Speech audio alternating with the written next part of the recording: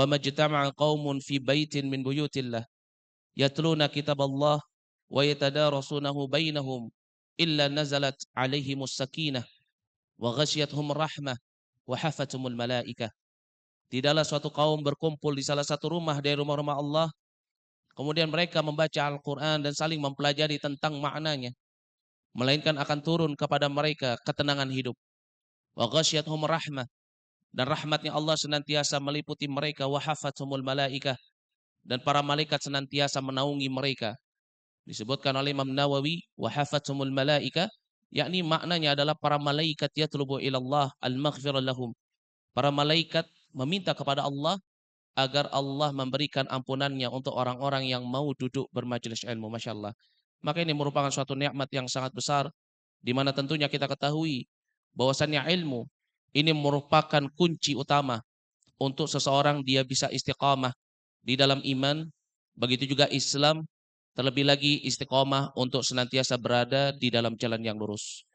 Dan pada pertemuan sebelumnya kita masih membahas kitab yang mubarakah, yaitu kitab Arba'in An-Nawawi. Dan pada pertemuan-pertemuan sebelumnya kita masih membahas hadis yang kedua. Hadis yang panjang, hadis yang ma'ruf, yang terkenal disebut sebagai hadis Jibril. Hadis Jibril. Di mana di dalam hadis ini sahabat Umar ibn al-Khattab radhiyallahu anhu, beliau menceritakan tentang peristiwa di mana malaikat Jibril alaihi salam datang ke tengah-tengah para sahabat Nabi yang pada saat itu sedang duduk bermajlis ilmu dengan Nabi sallallahu alaihi wasallam. Jibril yang datang bisuratin nas, dengan bentuk manusia, dengan pakaian yang sangat putih, rambut yang sangat hitam, duduk di hadapan Nabi sallallahu alaihi wasallam, bertanya kepada Nabi sallallahu alaihi wasallam tentang maratibuddin, tentang tingkatan-tingkatan di dalam agama. Di mana beliau, malaikat Jibril alaihissalam, beliau bertanya kepada Nabi sallallahu alaihi wasallam yang pertama tentang al-Islam. Dan ini telah kita lewati pembahasannya. Kemudian yang kedua, malaikat Jibril alaihissalam, beliau bertanya kepada Nabi sallallahu alaihi wasallam tentang al-iman, tentang iman. Dan inilah yang kita bahas pada pertemuan sebelumnya, tetapi kita masih sampai pada pembahasan yang terakhir tentang iman, yaitu apa? Pembahasan tentang beriman kepada hari kiamat. Dan ini merupakan pelajaran yang sangat penting bagi kita untuk kita senantiasa ihtimam, senantiasa kita perhatian ihtimam di dalamnya. Jangan sampai hilang fokus kita di dalam majelis ilmu, karena apa yang berkaitan tentang iman ini semuanya adalah ilmu yang berkaitan tentang akidatul Islamiyah, yang berkaitan tentang akidah Islamiyah. Maka dari itu ini perkara yang sangat penting bagi kita untuk kita senantiasa memahaminya. Dan adapun pada kesempatan pagi hari yang berbahagia ini kita akan mengambil pembahasan tentang rukun iman yang terakhir, yaitu beriman kepada takdir. Dan ini juga merupakan perkara yang sangat penting bagi kita. Qala al-muallif, berkata al-muallif Al-Imam An-Nawawi, ya, qala Nabi sallallahu alaihi wasallam, Nabi sallallahu alaihi wasallam, ya, beliau mengatakan, ya, ketika ditanya oleh malaikat Jibril tentang fa akhbirni 'anil iman, kabar kepadaku tentang apa itu keimanan, qala, maka Nabi sallallahu alaihi wasallam mengatakan, antu'mina billahi wa malaikatihi wa kutubihi wa rusulihi wal yaumil akhir wa tu'mina bil qadari khairihi wa syarrihi. Ketika malaikat Jibril bertanya kepada Nabi, kabarkan kepadaku tentang apa itu iman. Nabi sallallahu alaihi wasallam menjawab dengan apa? Rukun iman. Yang pertama, engkau beriman kepada Allah, engkau beriman kepada malaikatnya, engkau beriman kepada kitab-kitabnya, dan kemudian engkau beriman kepada para rasulnya, dan engkau beriman kepada hari akhirat. Dan yang terakhir kata Nabi sallallahu alaihi wasallam, yakni engkau beriman terhadap takdirnya yang baik dan buruk.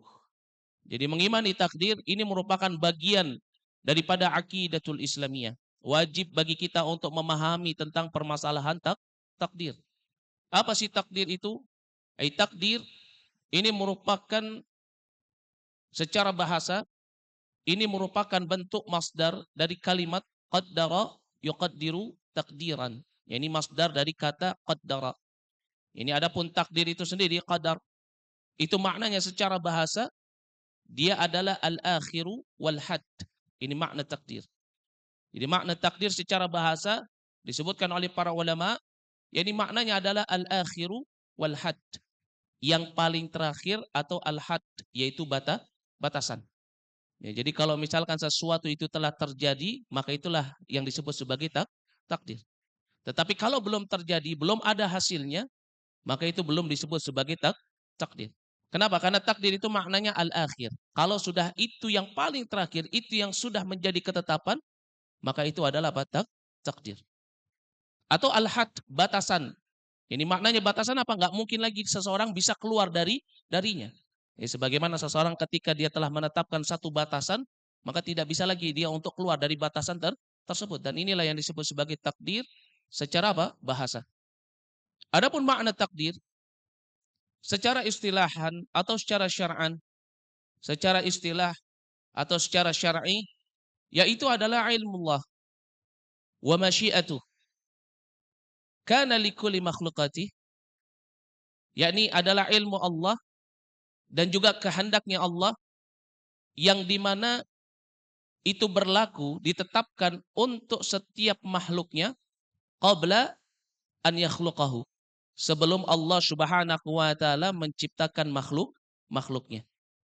Jadi makna takdir itu adalah segala sesuatu yang berkaitan dengan ilmu Allah wa masyiatuh, ilmunya Allah dan juga kehendak Allah, yang Allah Subhanahu wa taala tetapkan kepada seluruh makhluknya, yang Allah tetapkan sebelum Allah Subhanahu wa taala yang menciptakan apa? Makhluknya. Ini yang disebut sebagai takdir. Maka dari itu di dalam bab takdir, di dalam bab takdir ini tidak terlepas dari yang namanya apa? Yang namanya ilmu Allah wa masyiatuh. Yani ilmu Allah, begitu juga apa? Masyiatuh, kehendak Allah Subhanahu wa taala. Dan inilah makna takdir secara istilahan atau syar'an. Adapun beriman kepada takdir Allah yang baik dan buruk disebutkan oleh Syekh Ibnu Utsaimin rahimahullah bahwasannya al-imanu bil qadar ay yatadammanu, beriman kepada takdir ini mengandung arba'atun umur. Ini mengandung 4 perkara. Jadi beriman kepada takdir Allah yang baik dan buruk ini apa? Mengandung 4 perkara. Ya, seseorang tidak dikatakan dia beriman kepada takdir sampai dia mengimani 4 perkara ini. Apa itu yang pertama? Yang pertama disebutkan oleh beliau, antu'mina bi'ilmillahil muhit bikulli syai'in. Yang pertama, seseorang dia harus mengimani bahwasannya ilmu Allah al-muhit, yaitu mencakup, meliputi bikulli syai'in, segala sesuatu. Ini maknanya apa? Ilmu Allah yang terdahulu ataupun yang akan datang ataupun yang sedang terjadi. Maknanya apa? Kita meyakini bahwasannya apa? Segala sesuatu itu tidak terlepas daripada ilmunya Allah Subhanahu wa taala. Mau yang terdahulu, yang akan datang, yang sedang terjadi, yang disembunyikan atau ditampakkan, Allah Subhanahu wa taala mengetahui segala sesuatu. Ya, maka dari itu al-imanu bitakdir, beriman kepada takdir, yaitu apa? Kita meyakini bahwasanya segala sesuatu itu tidak luput dan tidak terlepas dari pengetahuan Allah Subhanahu wa taala. Dan ini merupakan ya sesuatu yang diterangkan oleh para ulama sebagaimana disebutkan oleh Imam An-Nawawi. Bahwasanya jumhur ulama ya, yang istiqamah di dalam Alkitab was Sunnah, mereka semua meyakini bahwasanya ilmu Allah al-muhit meliputi segala sesuatu baik yang terdahulu ataupun yang akan datang. Ya, dan ini juga sebagaimana yang Allah Subhanahu wa taala kabarkan di dalam surat Al-Baqarah ayat yang ke-282. Di mana Allah Subhanahu wa taala berfirman, wallahu bikulli syai'in alim. Ya, dan Allah Subhanahu wa taala terhadap segala sesuatu alim. Allah Maha mengetahui. Ya, di dalam surat Al-Baqarah ayat yang ke-282 ini Allah Subhanahu wa taala mengabarkan kepada kita tentang sifatnya Allah mengetahui segala sesuatu. Maka dari itu segala takdir yang ada, baik yang baik dan yang buruk ini tidak terlepas dari ilmunya Allah Subhanahu wa taala. Allah mengetahui. Ya. Begitu juga Pak, dalil yang menerangkan tentang ini, bahwasannya segala sesuatu itu tidak terlepas dari ilmunya Allah Subhanahu wa taala, yaitu juga sebagaimana yang disebutkan di dalam surat At-Talaq ayat yang ke-12. Sebagaimana disebutkan di dalam surat At-Talaq ayat yang ke-12. Di mana Allah Subhanahu wa taala berfirman li ta'lamu annallaha ala kulli syai'in qadir. Ini agar kalian mengetahui bahwasannya Allah Subhanahu wa taala yang menetapkan semua takdir. Wa annallaha qad ahata. Ya, dan Allah Subhanahu wa taala sungguh meliputi bi kulli syai'in ilman. Yani segala sesuatu itu apa? Tidak terlepas dari apa? Ilmunya Allah Subhanahu wa taala. Ya, maka ini merupakan makna daripada apa? Makna daripada beriman kepada takdir Allah Subhanahu wa taala. Yang pertama, kita mengimani bahwasannya ilmu Allah Subhanahu wa taala itu al-muhit ala kulli syai'in, mencakup atas segala sesuatu baik yang terdahulu maupun yang akan datang maupun yang sedang terjadi. Adapun yang kedua, dari makna beriman kepada takdir yang baik dan buruk, yaitu al-imanu bi anna Allah taala, yaitu kita beriman kepada Allah Subhanahu wa taala, ay anna Allah kataba fil lauhil mahfuz maqadir kulli syai'in ila yaumil qiyamah. Yakni kita mengimani bahwasanya Allah Subhanahu wa taala telah menetapkan segala sesuatu, takdir dari segala sesuatu dari seluruh makhluknya. Yang dimana Allah Subhanahu wa taala menuliskannya di mana? Fil lauhil mahfuz. Yaitu di satu kitab yang disebut sebagai apa? Suatu kitab induk yang itu ditulis di Lauhul Mahfuz. Ya, ini apa? Kitab yang berisikan tentang semua takdir-takdir yang Allah Subhanahu wa taala tetapkan sampai terjadinya hari kiamat. Ya. Maka inilah makna daripada beriman kepada takdir Allah Subhanahu wa taala yang baik dan buruk, yang menjadi rukun iman yang keenam. Itu apa? Kita mengimani bahwasanya segala sesuatu tidak terlepas dari apa yang telah Allah takdirkan dan itu telah Allah Subhanahu wa taala tetapkan. Ini apa? Yakni sampai terjadinya hari kiamat. Dan ini sebagaimana yang dikabarkan di dalam firman Allah Subhanahu wa taala di dalam surat Al-Hadid ayat yang ke-22. Di dalam surat Al-Hadid ayat yang ke-22. Di mana Allah Subhanahu wa taala mengabarkan wa ma asabatkum min musibah. Tidak ada wa ma asaba min musibah, tidak ada dari satu musibah pun yang terjadi fil ardi, baik itu di muka bumi ini, wala fi anfusikum, atau yang terjadi pada diri kalian, illa fi kitab, kecuali semua itu telah berada di dalam kitab. Ini maknanya apa? Semua telah tercatat di dalam kitab. Yang Allah Subhanahu wa taala tetapkan berada di dalam Lauhul Mahfuz. Ya, bahkan Allah Subhanahu wa taala menerangkan min qabli an nabra'aha, dan kami menetapkannya, kami catatnya itu di dalam Alkitab. Ini apa? Min qabli an nabra'aha, yakni sebelum kami menciptakan segala sesuatu. Ya. Allah Subhanahu wa taala menerangkan di dalam ayat ini, di dalam surat ini bahwasanya apa? Segala sesuatu telah Allah Subhanahu wa taala tetapkan di dalam kitab sebelum diciptakannya semua makhluk. Ya, inna dzalika 'ala Allah yasir. Allah Subhanahu wa taala mengabarkan sesungguhnya yang demikian itu 'ala Allah yasir, adalah sesuatu yang mudah bagi Allah Subhanahu wa taala. Ya, dan hal ini juga sebagaimana yang diterangkan di dalam surat Yasin ayat yang ke-12. Di mana Allah Subhanahu wa taala mengabarkan, ya, di dalam firman-Nya surat Yasin ayat yang ke-12, wa kullu syai'in ahsainahu fi imamin mubin. Dan segala sesuatu itu telah kami ahsainahu, yakni telah kami tetapkan, kumpulkan semua takdir-takdir fi imamin mubin. Ini apa? Di satu kitab induk imamin mubin yang menjelaskan segala bentuk jenis-jenis takdir yang Allah tetapkan, yang di mana apa? Ini Allah Subhanahu wa taala tetapkan ketika Allah Subhanahu wa taala menciptakan makhluknya yang pertama, yaitu adalah apa? Al-qalam. Ya, sebagaimana disebutkan di dalam hadis Nabi sallallahu alaihi wasallam dari sahabat Ubadah, ya, bin Samit, yang diriwayatkan oleh Imam Abu Daud, di mana Nabi sallallahu alaihi wasallam, ya, beliau mengabarkan bahwasannya inna awwala ma khalaqallahu, ya, min khalqihi, yakni al-qalam. Yang pertama kali diciptakan oleh Allah Subhanahu wa taala dari makhluknya itu adalah al-qalam. Faqal, maka Allah Subhanahu wa taala mengatakan kepada al-qalam, uktub, tulislah.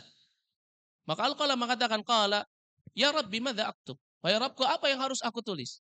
Maka Allah Subhanahu wa taala menerangkan kepada al-qalam, uktub maqadira kulli syai'in hatta taqum as-sa'ah. Yani tulislah segala takdir-takdir yang akan terjadi sampai terjadinya hari kiamat. Masya Allah. Maka dari itu inilah makna dari beriman kepada takdir yang baik dan buruk. Seseorang dia mengimani bahwasannya segala sesuatu itu telah ditetapkan oleh Allah Subhanahu wa taala. Telah dituliskan, telah ditetapkan, telah tersimpan fil lauhil mahfuz. Allah tuliskan dalam satu kitab induk yang khusus. Yang dimana ketika Allah menciptakan Al-Qalam, Allah perintahkan Al-Qalam untuk menulisnya. Ya, di dalam kitab tersebut. Ini makna daripada beriman kepada takdir Allah yang kedua. Adapun yang ketiga yang terkandung di dalam beriman kepada takdir Allah, yakni al-imanu bi anna kulla syai'. Beriman bahwasannya segala sesuatu la yakhruj min masyiatillah. Segala sesuatu itu tidak keluar dari kehendak Allah Subhanahu wa taala. Ya. Melainkan apa? Segala sesuatu itu senantiasa terjadi mahadatsa fi kaun. Apapun yang terjadi di muka bumi ini, di alam semesta ini, semua bimasyiatillah, terjadi karena sebab kehendak Allah Subhanahu wa taala. Ya. Jadi ini membantah orang-orang atau kelompok yang memahami bahwasannya di dalam permasalahan takdir, ya, tidak ada masyiatullah, semua karena sebab manusia. Ya, ini merupakan akidah batilah. Ya, padahal apa, tidaklah terjadi sesuatu, bahkan jatuhnya ranting daun dari pohonnya, semua itu karena sebab kehendak Allah Subhanahu wa taala. Ya, seseorang bisa menjadi pintar, seseorang dia bisa mendapatkan nikmat, itu semua karena kehendak Allah Subhanahu wa taala. Seseorang sehebat apapun dia keluar dari pagi sampai malam, dia mencari rizki Allah, dia mencari nikmat agar dia bisa makan, dia mencari harta dunia. Kalau Allah Subhanahu wa taala tidak menetapkan dia mendapatkannya, kalau Allah tidak menghendaki dia mendapatkan rizki tersebut, ya maka dia tidak akan pernah bisa mendapatkan rizki tersebut. Ya. Begitu juga seseorang ketika dia ingin menjadi orang yang alim, dia belajar dari pagi sampai malam, dia belajar lagi dari malam ketemu pagi, dia lakukan itu setiap hari. Dia belajar dengan guru yang terhebat. Ya. Keluar dari rumahnya, dia datang ke majelis ilmu yang satu, pindah ke majelis ilmu yang lain, pindah lagi ke tempat yang lain. Kalau Allah tidak menghendaki dia menjadi seorang yang aliman, maka dia nggak akan pernah bisa menjadi seorang yang aliman. Begitu juga seseorang ketika dia ingin mendapatkan nikmat hidayah untuk berada di dalam jalan yang lurus. Dia berteman dengan orang-orang saleh, dia duduk di masjid, dia senantiasa datang ke masjid. Dia senantiasa memperbagus doanya, amalannya. Jika Allah tidak menghendaki dia menjadi orang yang saleh, maka dia nggak akan pernah bisa untuk menjadi orang yang saleh. Kenapa? Karena segala sesuatu itu tidak terlepas dari masyiatullah. Tidak terlepas dari kehendak Allah. Dan ini merupakan pelajaran yang sangat penting bagi kita. Kita meyakini bahwasannya segala sesuatu itu tidak terlepas dari kehendak Allah, maka ketika seseorang benar-benar bisa meyakini hal ini, maka dia bisa mengamalkan bab tentang tawakal dengan sebenar-benarnya tawakal. Karena kebanyakan kita paham dengan kalimat tawakal, tetapi sedikit sekali dari kita yang apa? Yang benar-benar bertawakal kepada Allah Subhanahu wa taala. Ya. Sampai-sampai ada orang yang mengatakan bahwasannya apa? Ya, usaha itu tidak mengkhianati hasil.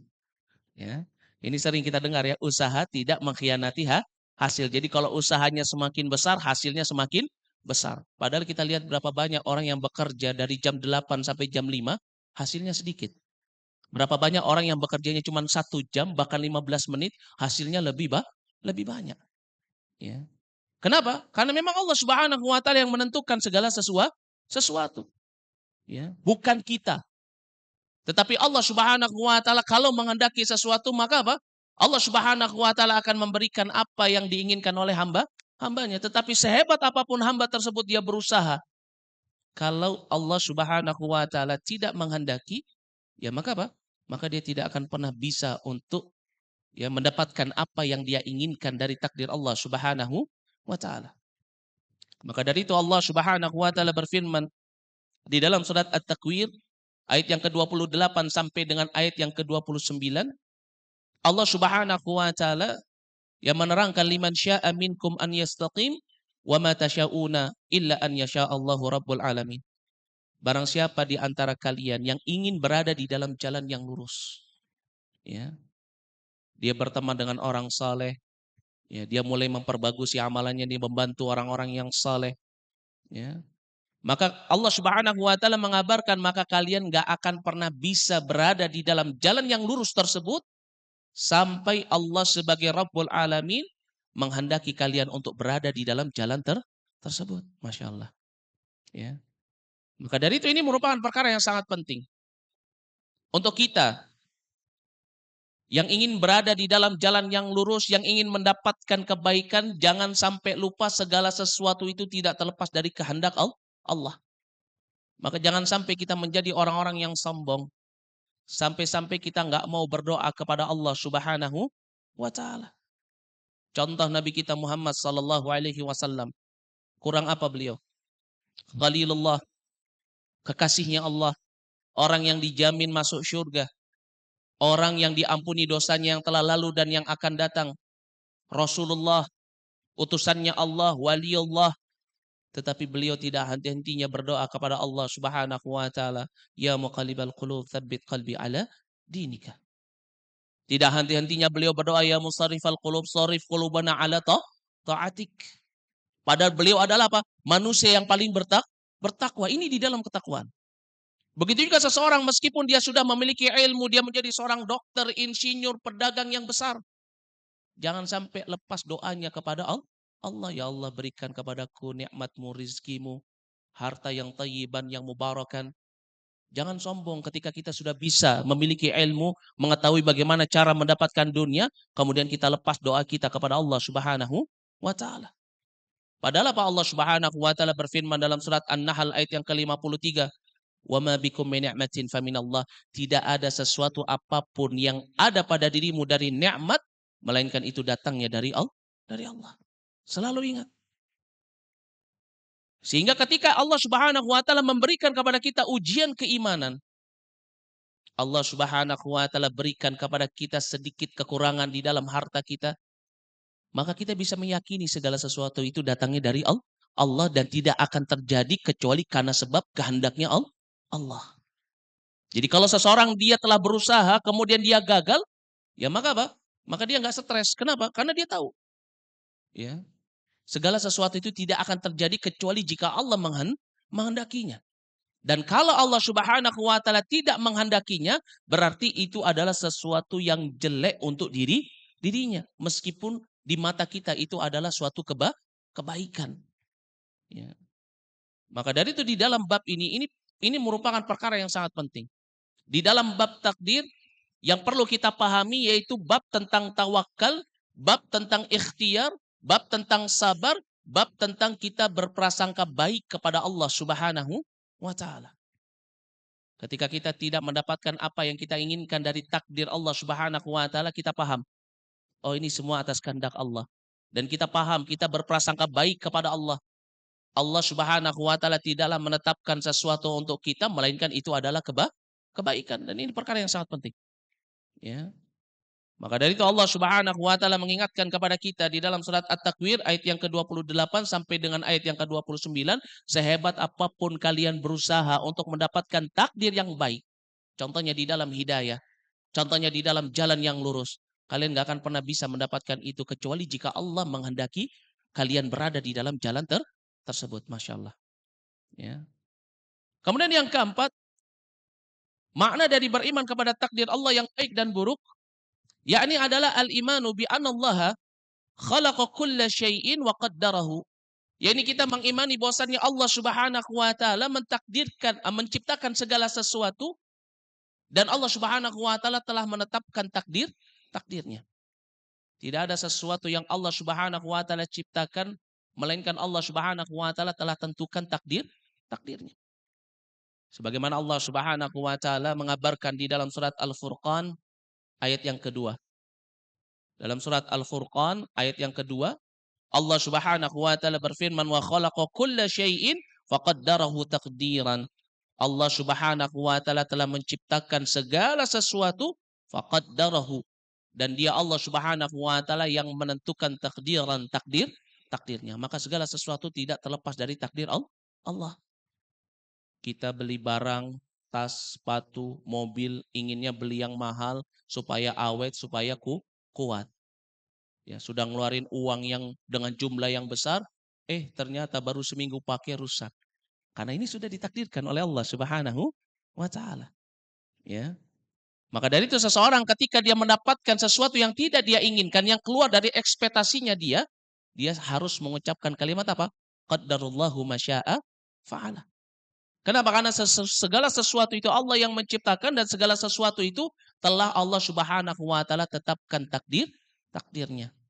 Ini maknanya apa? Segala sesuatu itu tidak luput dari takdir Allah Subhanahu wa taala. Dan ini merupakan 4 hal yang disebutkan oleh Syekh Ibnu Utsaimin tentang permasalahan beriman kepada takdir Allah Subhanahu wa taala yang baik dan yang buruk. Lalu Ustaz, kalau misalkan seperti itu, maka kita hendaknya nggak usah berusaha saja. Karena semuanya nggak lepas dari takdir Allah. Ya. Lalu Ustaz, bagaimana kalau memang semuanya telah ditakdirkan oleh Allah Subhanahu wa taala, ya sudahlah. Ya kita diam saja di masjid, ya. Nanti juga kalau Allah takdirkan hari ini dapat makanan kita makan, kalau enggak ya enggak misalkan. Ya bukan begini juga maknanya. Ya. Tetapi Allah Subhanahu wa taala juga kabarkan kepada kita di dalam permasalahan takdir, selain kita bertawakal kepada Allah, meyakini segala sesuatu itu atas kehendak Allah telah Allah tetapkan, kita juga diperintahkan untuk ikhtiar, yaitu apa? Mencari sebab-sebab agar Allah Subhanahu wa taala memberikan takdir yang baik untuk kita. Ya. Sebagaimana disebutkan di dalam surat Ra'd ayat yang ke-11. Ya, innallaha la yughayyiru ya ma biqaum hatta yughayyiru ma bi anfusihim. Allah enggak akan merubah keadaan suatu kaum sampai kaum itu sendiri mau merubah keadaannya. Berarti maknanya apa?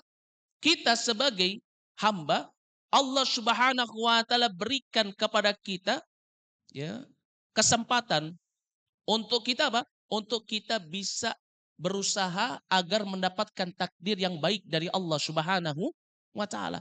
Tetapi semua itu tidak terlepas dari masyiatullah. Tidak terlepas dari kehendak Allah Subhanahu wa taala. Lalu Ustaz, kalau kita telah berusaha, apakah takdir yang buruk bisa menjadi takdir yang baik? Tidak ada yang tidak mungkin bagi Allah Subhanahu wa taala. Maka dari itu Nabi Shallallahu alaihi wasallam di dalam hadis yang diriwayatkan oleh Imam Nasa'i, beliau mengabarkan kepada para sahabatnya, la taruddul qada illa du'a. Tidak ada yang bisa menolak ketetapan Allah melainkan dengan cara berdoa. Berdoa kepada siapa? Ya kepada Allah. Sebagai satu-satunya zat yang menentukan takdir, maka itu bukan suatu hal yang sulit bagi Allah untuk merubah takdirnya. Maka dari itu Nabi Shallallahu alaihi wasallam mengabarkan kepada para sahabatnya, la taruddul qada. Tidak ada yang bisa menolak takdir Allah Subhanahu wa taala melainkan dengan cara kita berdoa kepada Allah Subhanahu wa taala. Maka dari itu di dalam permasalahan takdir, Syekh Shalih Al Fauzan menyebutkan bahwasannya yang namanya takdir itu yanqasimu ila qismain, terbagi menjadi dua. Ya. Takdir itu terbagi menjadi dua. Yang pertama disebut sebagai takdir yang umum. Takdir yang umum. Allah tetapkan takdir ini mulai dari ketika diciptakannya Al-Qalam, Allah perintahkan uktub. Ditulis semua takdir hatta taquma sa'ah, sampai terjadinya hari kiamat. Ini adalah takdir yang umum. Telah Allah tetapkan. Ya. Kemudian ada takdir yang kedua yang disebut sebagai takdirul khasah. Takdir yang khusus. Kapan ini takdir yang khusus? Takdir yang Allah Subhanahu wa taala tetapkan yang pertama fi kulli umr. Ini apa? Di setiap umur ketika Allah ciptakan kita, kumpulkan penciptaan kita di dalam rahim ibu kita. Ketika kita berumur 120 hari, Allah tetapkan takdir untuk kita. Ya. Sebagaimana disebutkan di dalam hadis dari sahabat Abdullah ibnu Mas'ud radhiyallahu anhu yang diriwayatkan oleh Imam Muslim. Kata Nabi sallallahu alaihi wasallam, inna ahadakum yujma'u khalquhu fi batni ummihi 40 yawman nutfah, thumma yakunu ya 'alaqatan mithla dzalika, thumma yakunu mudghatan mithla dzalik. Sesungguhnya penciptaan kalian di dalam rahim ibu kalian itu dikumpulkan 40 hari dalam bentuk nutfah, air mani. Kemudian dalam masa yang sama berubah menjadi alaqah, segumpal darah.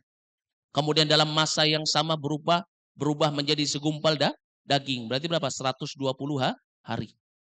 Ya kalau di jumlah hitungan kalender Masehi ya berarti berapa? 4 bulan. Ya. Maka dari itu orang kalau misalkan mau lihat janinnya, ya ini setelah 4 bulan baru dia apa? Dia USG baru kelihatan janinnya. Kenapa? Karena sudah berubah menjadi bentuknya apa? Mudghah. Kemudian Nabi SAW mengabarkan setelah 120 hari setelah menjadi mudghah, yursilu ilaihil malaku fayanfukhu fihi roh. Kemudian diutuslah malaikat untuk meniupkan roh. Ya, maka setelah 120 hari kalau misalkan janin itu ya keguguran, ya maka apa? Sudah ada roh di dalamnya. Ya dia disolati, ya dikafani. Ya tetapi kalau belum sampai 120 hari maka tidak. Ya. Kemudian apa? Allah Subhanahu wa taala perintahkan kepada malaikatnya, kata Nabi sallallahu alaihi wasallam, yursilu ilaihil malaku fayanfukhu fihi ruh wa yu'maru bi arba'i kalimat, diperintahkan untuk menetapkan 4 hal. Bikatsbi rizkihi wa ajalihi wa syaqiyun aw sa'id. Rizkinya, ajalnya, kebahagiaannya, begitu juga apa?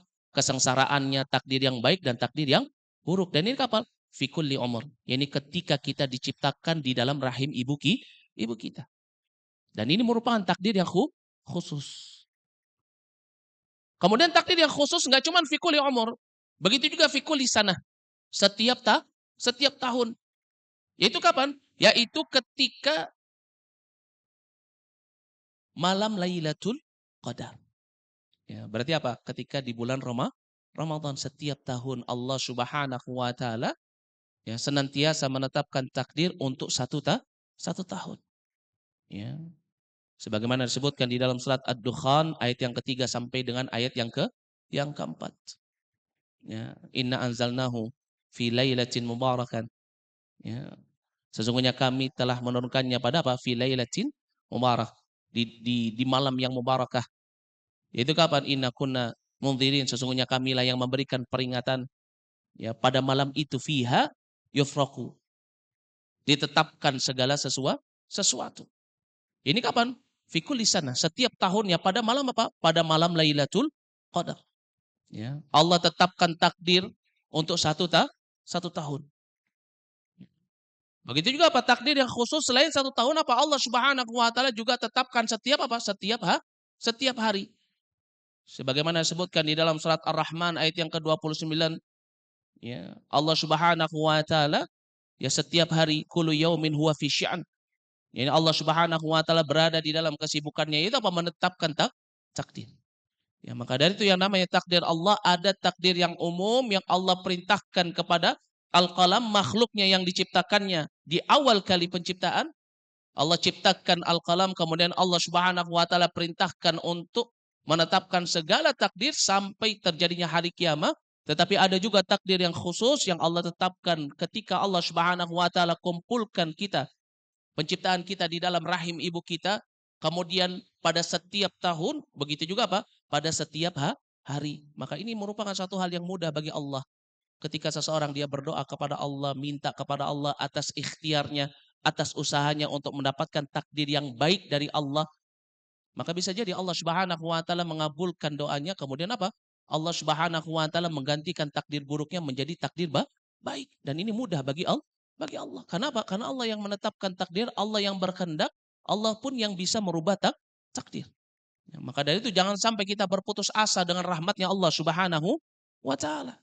Kenapa? Karena kita nggak tahu apa yang akan terjadi esok hari. Allah Subhanahu wa taala mengetahui yang terbaik untuk kita. Allah mengetahui bi'ilmihi dengan ilmu yang al-muhit, yang mencakup meliputi segala sesuatu.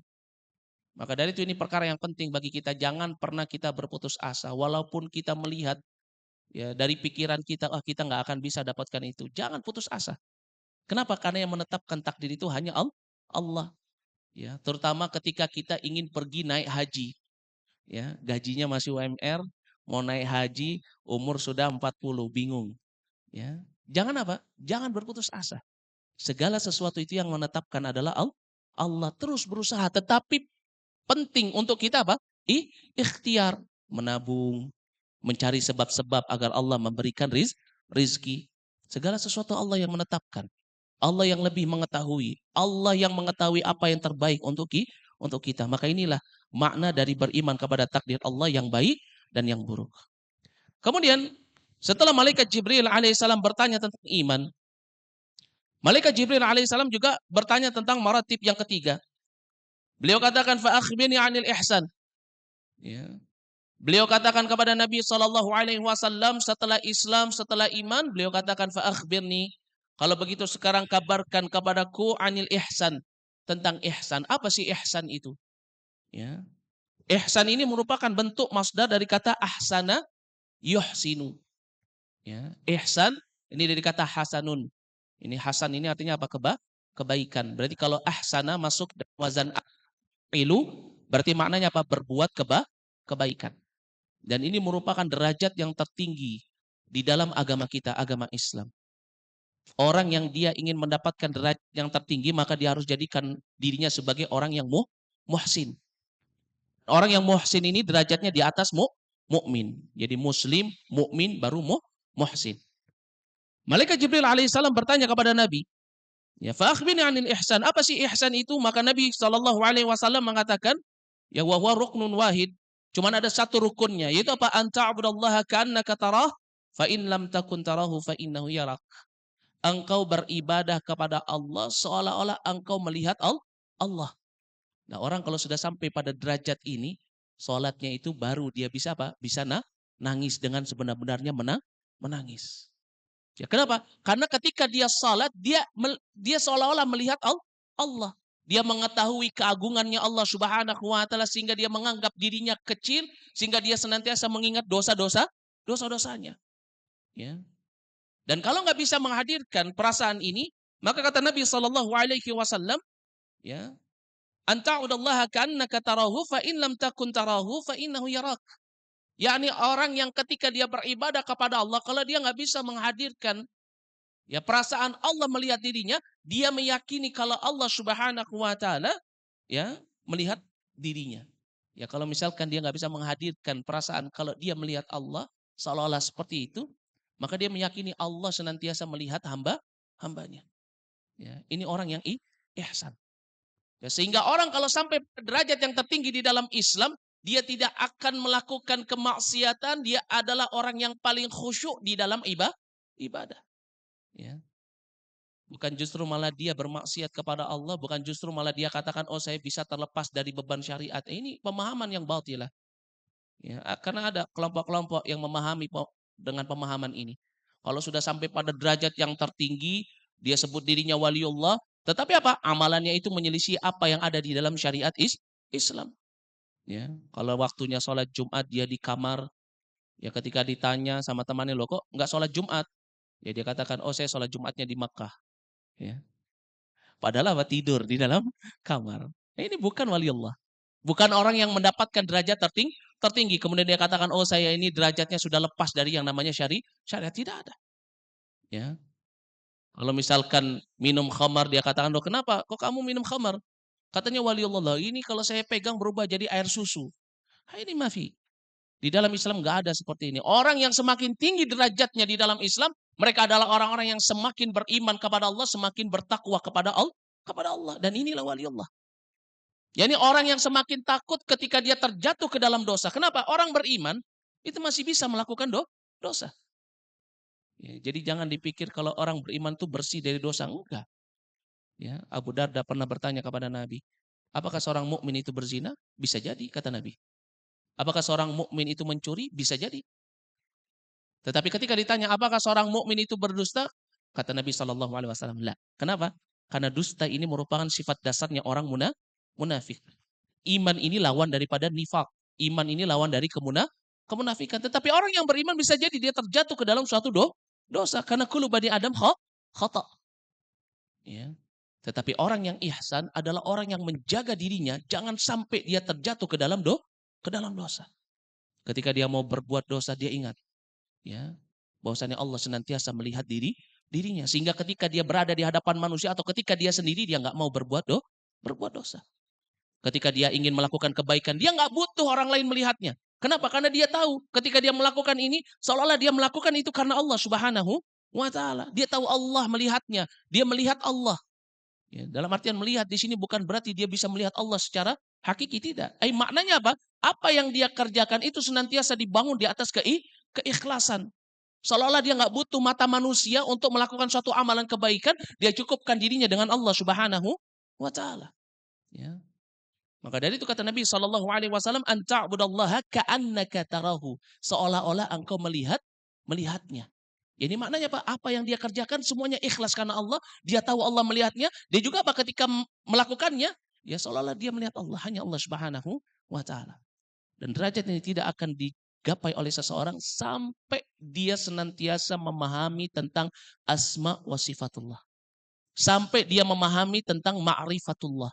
Tentang apa? Pengetahuan tentang Allah Subhanahu wa taala. Ya. Sama seperti orang kalau misalkan sholat dia takbiratul ihram. Dia katakan Allahu Akbar.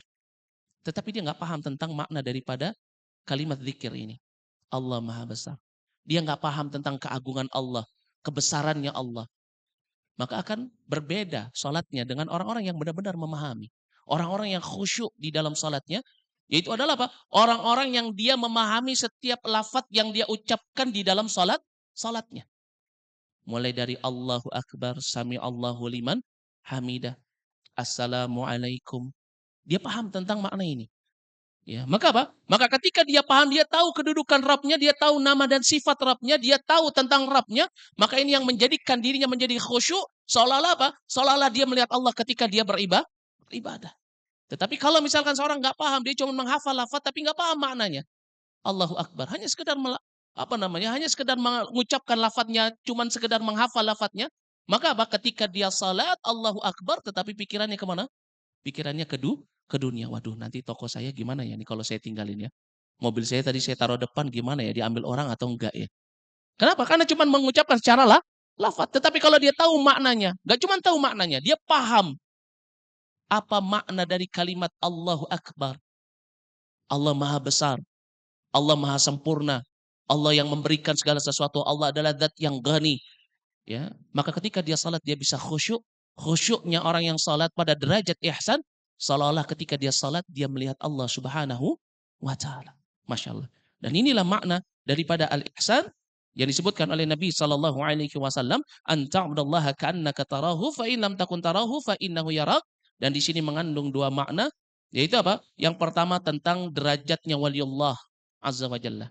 Bahwasanya waliullah itu ada orang-orang yang al-abrar, ya, ini derajatnya adalah derajat al-abrar, dan yang kedua adalah orang-orang yang menjadi waliullah adalah apa? Sabiqun bil khairat. Orang-orang yang berlomba-lomba di dalam kebaikan. Itu siapa?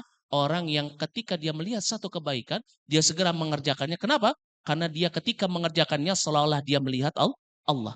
Adapun yang kedua al-abrar, orang-orang yang berada di dalam kebaikan, yakni adalah orang-orang yang ketika Allah wajibkan kepada dia sesuatu, maka dia senantiasa menjaganya. Dia cukupkan dengan perkara yang wajib, dia cukupkan dengan perkara yang halal, dia mengharamkan apa yang Allah haramkan, menghalalkan apa yang Allah halalkan. Maka ini derajat wali yang kedua. Dan ini terkandung di dalam makna dari al-ihsan yang disebutkan oleh Nabi sallallahu alaihi wasallam. Dan insyaallah pada kesempatan yang akan datang kita akan melanjutkan pembahasan di dalam kitab ini, masih di dalam hadis ini, tentang apa? Tentang yaumus sa'ah, tentang hari kiamat. Karena inilah yang ditanya oleh malaikat Jibril alaihissalam kepada Nabi, fa akhbirni anis sa'ah. Kalau begitu kabarkan kepadaku tentang ya hari kiamat. Kurang lebihnya saya mohon maaf jika ada kesalahan kata itu datangnya dari saya, dan jika benar itu datangnya dari Allah Subhanahu wa taala. Wa ana astaghfirullah wa atubu ilaih wal afu minkum. Naktafi lahuna subhanakallah bihamdik asyhadu an la ilaha illa anta wa astaghfiruka wa atubu ilaih. Assalamualaikum warahmatullahi wabarakatuh.